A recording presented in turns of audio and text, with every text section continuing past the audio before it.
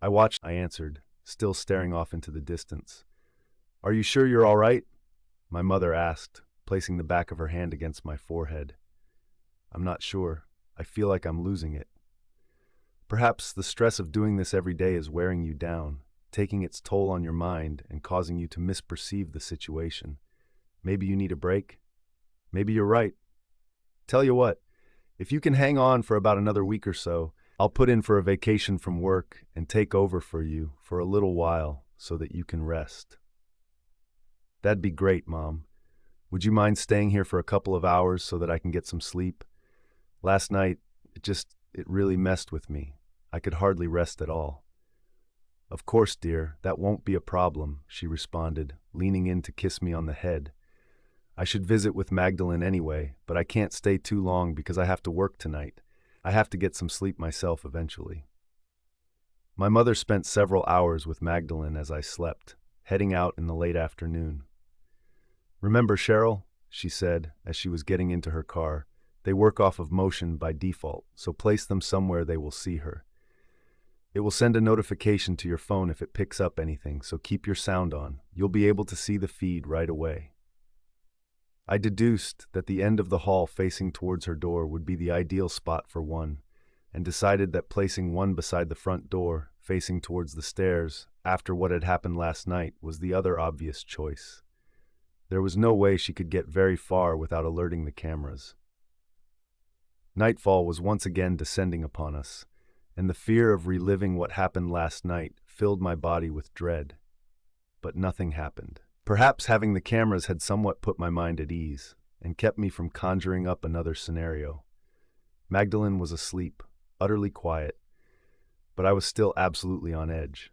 I waited and listened with anticipation, eventually managing to drift off comfortably to sleep, receiving no alerts from the cameras.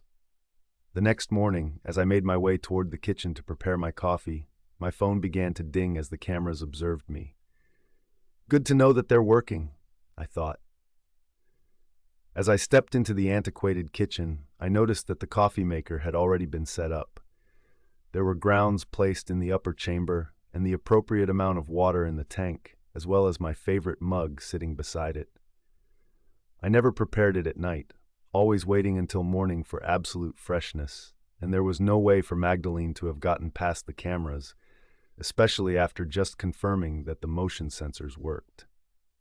With no other explanation, I begrudgingly wrote it off as a lapse of memory, assuming that I must have prepared it the night before.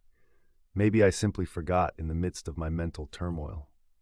I proceeded to brew my coffee and made my way to the porch to ponder the entirety of the situation I found myself in over the past week. Perhaps I really was at my mental limit. Maybe none of what I'd experienced actually happened. Was my subconscious projecting twisting Magdeline into some kind of monster from the months of building tension with no real breaks? Probably so. I proceeded through the day as usual. Magdalene's constant, chipper demeanor acted as a kind of reassurance that my mind had been playing tricks on me. There's just no way that this sweet, mostly incapacitated little old lady could have possibly done those things, right? If everything had actually happened, her brittle bones would have been broken from the contortion I witnessed, but she was absolutely fine. The cameras also didn't pick up any movement from the night before, so there was nothing to corroborate my suspicion that someone else had set up the coffee maker. The setting sun was now disappearing behind the trees, the light slowly receding through the dingy glass of Magdaline's old bay-style window. "Did you make sure to turn the oven off, dearie?" she asked me. "Yes, ma'am, I did. Heading to bed a little early tonight. Figured I might as well. Need my beauty sleep, heh. I chuckled. "No way. You're the most beautiful lady I've ever known. Good night, Magdeline." "You're too sweet. Good night, dearie." "Oh, did you turn the oven off?" Magdeline had now been asleep for a few hours. There wasn't a sound to be heard, and no alerts from the camera, so I decided to try to get some rest myself. I was almost asleep when I heard it. Tap, tap, tap. I shot straight up in bed. Not again, I thought to myself. This time I hadn't heard a thing before the taps. Not her bed, no footsteps, nothing. I figured I had to be imagining it. Tap, tap, tap. I picked up my phone. No alerts. The camera hadn't picked up any motion at all. I turned the brightness down on my phone, unlocked it, and opened the motion camera app so that I could watch a live feed of what was happening outside of my door. Once it connected, I could see Magdalene standing right in front of my door, in that same strange pose that looked like something was holding her up. I pressed record. Tap, tap, tap. I could see her outstretched finger, her hand making the motion of the tap, but her finger wasn't connecting with the door. I heard the mumbling start and instinctively turned my head toward the sound for a brief second. When I looked back at the screen, I saw that Magdalene's head was now laying back on her shoulders, limply swaying from side to side. I couldn't make out any of her facial features as they seemed to be obscured by the darkness. All of a sudden, her head snapped forward, and she began tapping again. I zoomed in so that I could see her hand more clearly. She wasn't making contact with the door, but I could see what looked like a shadow protruding from the end of her finger, almost like a claw. Then something new happened, something that she hadn't done before. She reached for the doorknob and attempted to turn it. Shivers crept down my spine as my eyes darted back and forth from the knob to the footage, thankful that I had remembered to lock the door. I could tell from the video feed that it was getting frustrated at being unable to open the door. She began forcefully banging upon it, and I became petrified at the thought that Magdalene might just bust her way through. Then I heard the mumbling again, only this time I could understand it. I was being directly spoken to through the door, but the voice was not Magdalene's. It was male, ominous, and sinister. Even though I could make out the words, they sounded like little more than a forced groan. "Let me in, dearie. I can't do it myself with this old body, heh heh." I have no idea what came over me, but before I even realized what I was doing, I was standing at the door screaming in response. "Get out of here and leave us both alone. Go back to whatever hole you crawled out of."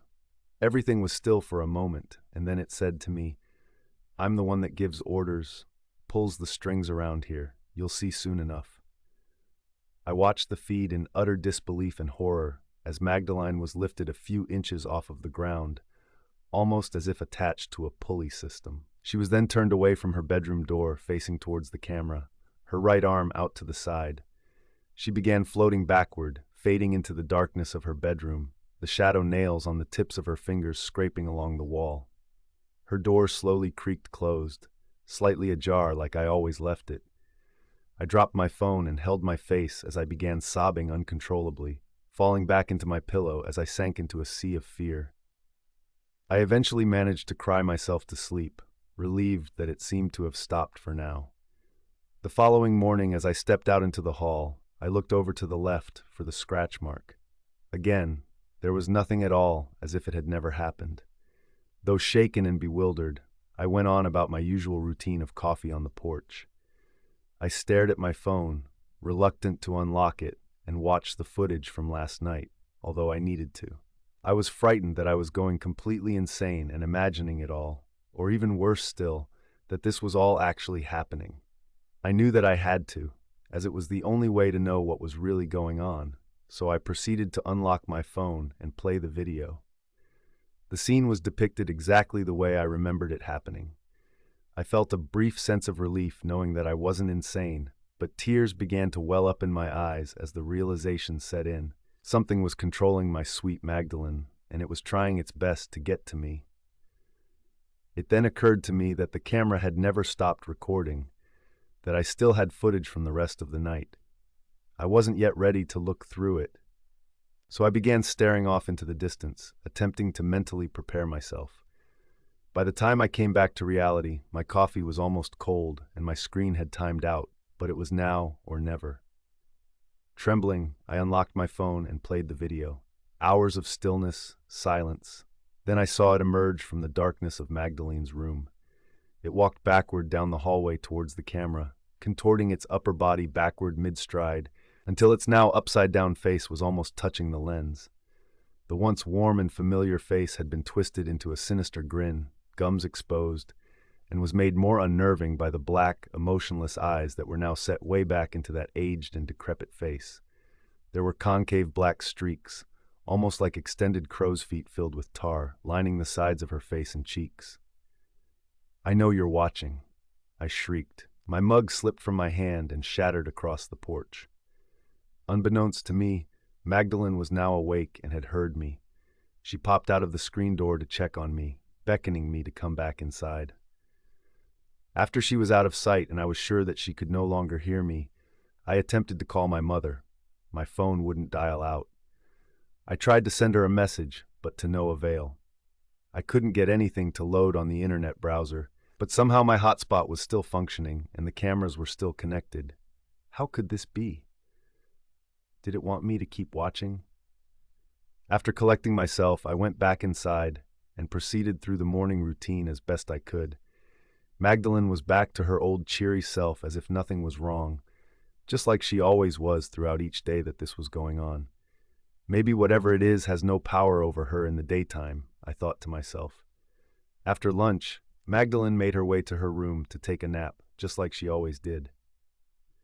"Hey, Magdalene, I wanted to ask before you fell asleep. Is it all right if I use your landline to call my mom? My phone isn't working." "Well, of course, dearie. Tell her to come over and see us while you're at it, heh?" she replied. I waited until she fell asleep and then proceeded to use her phone, but it also wouldn't dial out. Maybe Mom will come to check up on us after not hearing from us for a while. I hope, I said to myself as I set the phone back on the receiver and went on my way with chores in an attempt to occupy my mind. Nighttime was almost upon us once again, and the dread of what may come began setting in heavily. After I got Magdalene into bed, I made myself another pot of coffee so that I could keep myself awake. There was no way that I was going to allow myself to be caught off guard by this thing. After I finished my coffee, I headed back towards my room, jittering all the way. I locked myself inside and set the cameras to begin recording. Almost the entire night went by without so much as a peep. The pot of coffee was now taking its toll.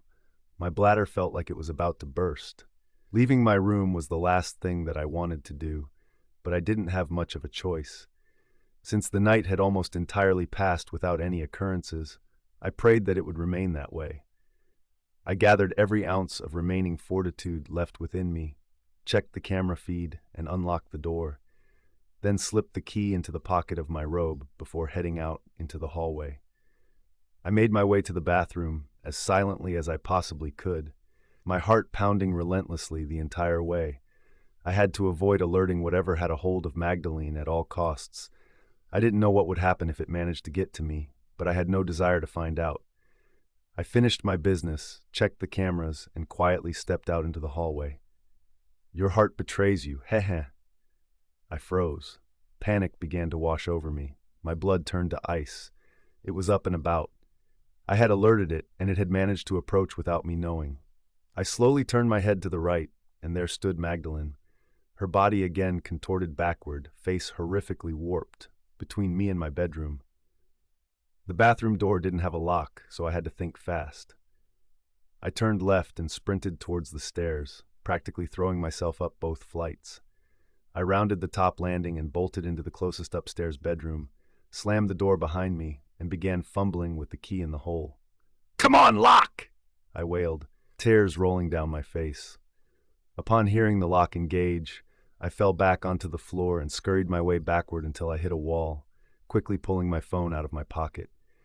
It took all of my might to get my shuddering hands to cooperate, but I finally managed to open the camera feed that was focused on the stairs. Magdalene came into the frame from the left, still misshapen and floating a few inches from the floor. She was again seemingly suspended in the air by something unseen. I could see the large window in the middle landing from the feed, and that the sun was beginning to rise.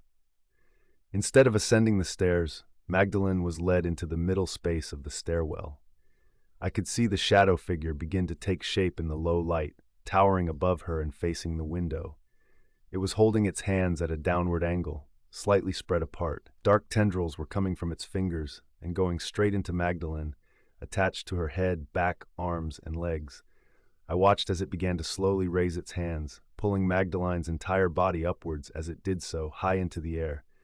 All of a sudden, I heard a knock from the front door. "Hello, are you guys okay?" It was my mother. I knew she'd come to check on us. "Mom, help! It's got Magdalene and it's coming for me." I screamed at the top of my lungs, but got no response. I watched my phone in absolute terror as the shape seemed to turn its head towards the camera positioned by the front door and heard it emit a malicious cackle. The once defined silhouette became shapeless, swirling again. Only this time it didn't go into Magdeline. It made its way towards the camera before vanishing completely. Magdeline then plummeted to the floor, meeting the hardwood below with a nauseating thump. I heard my mother scream, "Oh my God, Magdeline! Cheryl, where are you?" I unlocked the door and ran down the stairs, throwing open the front door. "Mom," I exclaimed in relief, wrapping my arms around her. "I knew you'd come for me." "Oh my God, honey, I saw Magdeline hit the floor. Why was she upstairs? What happened? Were you trying to help her down?" she asked as she broke away and ran over to Magdalene's crumpled body. I knew that she didn't have a good view from the front door, and most likely had only seen Magdeline as she struck the hardwood. "No, Mom, it wasn't her fault. Here, just let me show you. I told you that something was wrong." I raised my phone and proceeded to search for the footage, but it was gone. And so was the video from the night before. "What? No, this can't be. It was right here. I had everything on video," I said shakily. Defeated, I dropped my phone and collapsed onto the floor, sobbing uncontrollably. "Don't worry, dear," my mother called to me. "I'll call 911. You go outside and wait. Get some air." Magdeline was already gone, well before my mother called for the ambulance, and I returned to my mother's home following the events of that morning. My room was still exactly how I'd left it, and it brought me a sense of peace and comfort that I had desired for so long. The ordeal was determined to be an accident, chalked up to a combination of her frailty and dementia, culminating in a nasty fall over the top banister, resulting in her death. Although I knew that wasn't the case, I never tried to tell my mother or anyone else otherwise. They wouldn't believe me if I did, as the only evidence that I had disappeared. We all took it extremely hard, such a tragic end to such a beautiful human being. We held a small funeral service for Magdeline, laying her to rest beneath her favorite tree on her property. Afterward, everything returned to normal for the most part. Regardless, I'd lay awake at night, wondering if whatever it was that had manipulated and eventually killed Magdeline was gone, haunted by the memory of all that I had witnessed. As time went on, I became more at ease about the situation, even though I still had no understanding of what it was, where it came from, or where it went. I slowly but surely gained confidence in the idea that it wasn't coming back for me until last night when I heard it. Tap, tap, tap.